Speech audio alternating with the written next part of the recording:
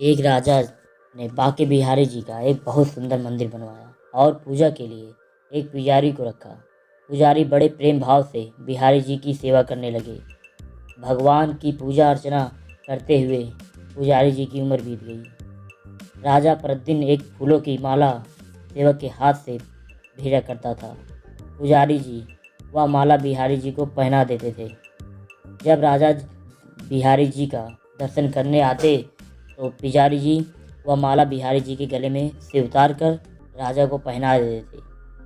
ये प्रतिदिन का नियम था। एक दिन राजा किसी कारण से मंदिर नहीं पहुंच पाए।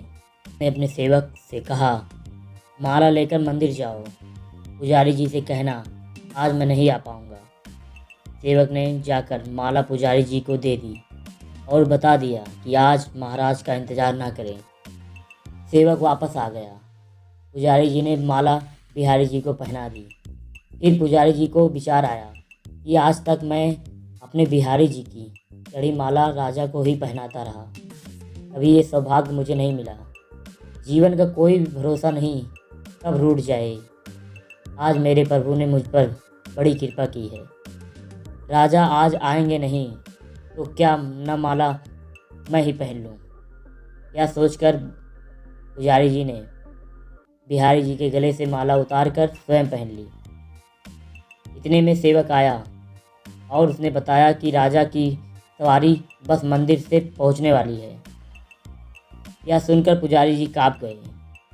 उन्होंने सोचा, अगर राजा ने माला मेरे गले में देख लिया तो मुझ पर क्रोधित होंगे। इस भय से उन्होंने गले से माला उतारकर बिहारी जी को फिर से पहना दिया। जैसे ही राजा दर्शन को आए तो पुजारी जी ने नियम अनुसार फिर से वह माला उतारकर राजा के गले में पहना दी। माला पहना रहे थे तभी राजा को माला में एक सफ़ेद बाल दिखा। राजा सारा माजरा समझ गए कि पुजारी जी ने माला स्वयं पहन ली थी और फिर निकालकर माला को वापस डाल दी होगी। पुजारी जी ऐसा छल करता है, यह सोचकर राजा को बहुत गुस्सा आया। उन्होंने पुजारी जी से पूछा, पुजारी जी यह सफ़ेद बाल किसका है। पुजारी जी को लगा कि अगर मैं सच बोलता हूँ तो राजा दंड दे देंगे। इसीलिए जान छुड़ाने के लिए पुजारी जी ने कहा, महाराजा यह सफ़ेद बाल तो बिहारी जी का है।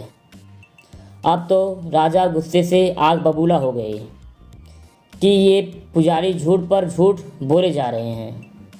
भला बिहारी जी के बाल भी कहीं सफ़ेद होते हैं। राजा ने कहा, पुजारी जी अगर यह सफ़ेद बाल बिहारी जी का है तो सुबह श्रृंगार के समय मैं आऊँगा और देखूँगा कि बिहारी जी के बाल सफ़ेद हैं या काले।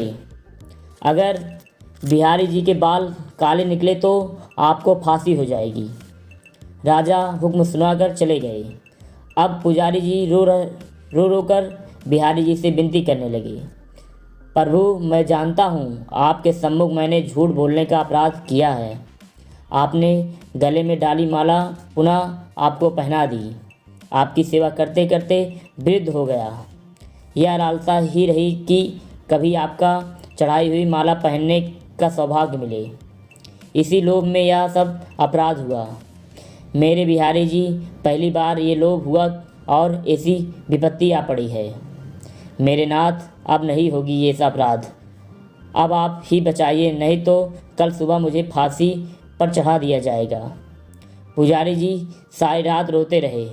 सुबह होते ही राजा मंदिर में आ गए। उसने कहा कि आज प्रभु का श्रृंगार वह स्वयं करेंगे। इतना कहकर राजा ने जैसे ही मुकुट हटाया तो हैरान रह गए। बिहारी जी के सारे बाल सफ़ेद थे। राजा को लगा पुजारी जी ने जान बचाने के लिए बिहारी जी के सभी बाल रंग दिए होंगे। गुस्से से तमतमाते हुए राजा ने बिहारी जी के सभी बाल की जांच करनी चाहिए। बाल असली हैं या नकली, यह समझने के लिए राजा जैसे ही बिहारी जी के बाल तोड़े, बिहारी जी के सिर से खून की धार बहने लगी। राजा ने प्रभु के चरण पकड़ लिए और क्षमा मांगने लगे। बिहारी जी की मूर्ति से आवाज़ आई, राजा तुमने आज तक मुझे केवल मूर्ति ही समझा, इसीलिए आज से मैं तुम्हारे लिए मूर्ति ही हूँ। पुजारी जी मुझे साक्षात भगवान समझते हैं। उनकी श्रद्धा की लाज रखने के लिए आज मुझे अपने बाल सफ़ेद करने पड़े और रक्त की धार भी बहानी पड़ी। तुझे समझाने के लिए यह कहानी किसी पुराण या ग्रंथ से नहीं है, परंतु इसका मर्म किसी पुराण या ग्रंथ से कम भी नहीं है। कहते हैं, समझो तो देव, नहीं तो पत्थर। श्रद्धा हो तो उन्हीं पत्थरों में भगवान सब प्रमाण होकर भक्त से मिलने आ जाएंगे। दोस्तों, ये वीडियो कैसे लगी आपको? अगर अच्छी लगी लाइक कमेंट शेयर ज़रूर अवश्य करें।